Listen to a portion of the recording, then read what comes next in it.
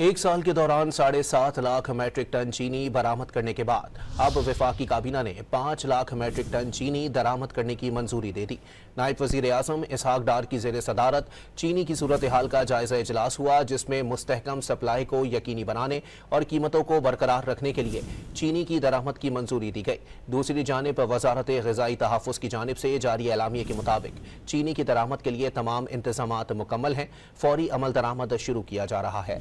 एक साल के दौरान 7.5 लाख मैट्रिक टन चीनी बरामद करने के बाद अब वफाकी काबीना ने 5 लाख मैट्रिक टन चीनी दरामद करने की मंजूरी दे दी।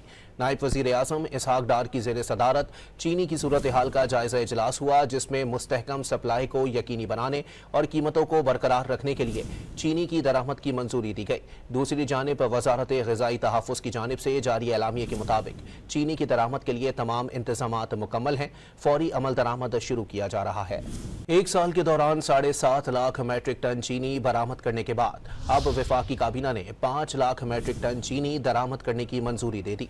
नायब वजीर आजम इसहाक डार की जेर सदारत चीनी की सूरत हाल का जायजा इजलास हुआ, जिसमें मुस्तहकम सप्लाई को यकीनी बनाने और कीमतों को बरकरार रखने के लिए चीनी की दरामद की मंजूरी दी गई।